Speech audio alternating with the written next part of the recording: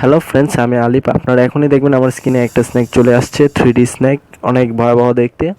তো ফেসবুকে ইদানিং এই জিনিসটা অনেক চলতেছে যে হ্যাশট্যাগ রান লিখতেছে আর একটা স্ন্যাক চলে আসছে, মাকড়সা চলে আসছে। তো সত্য কথা বলতে কি, এই জিনিসটা টোটালটাই ফেক, টোটালটাই ফেক, টোটালটাই ফেক। অনেকেই নিজেদের পেজকে প্রমোট করার জন্য এই কাজটা করে থাকে, অনেকে মজার জন্য এই কাজটা করে থাকে। তারপরে অনেকেই মেসেজ দেয় যে এরকম নামে কাউকে অ্যাড দিও না, অ্যাড দিলে তোমার আইডিটা হ্যাক হবে, ব্লক হয়ে যাবে, এরকম এরকম এরকম। আসলে এই নিউজগুলা টোটালটাই একটা কি বলবো, টোটালটাই ফেক। তো এই যে স্নেকটা দেখতেছেন আপনারা, তো এটা আসলে কিভাবে করে, কিভাবে আপনার ফেসবুকে চলে আসে, তো এই জিনিসটাই আজকে আমি দেখাবো।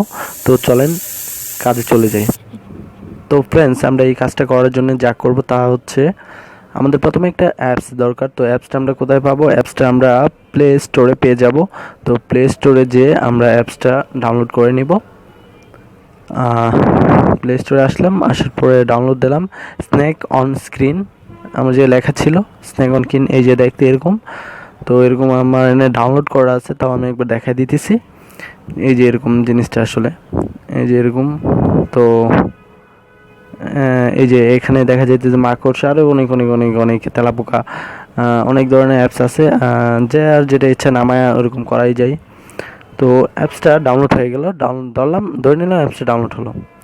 তো সিম্পলি অ্যাপসটা ওপেন করতে হবে, একটু সময় নেবে ওপেন হতে।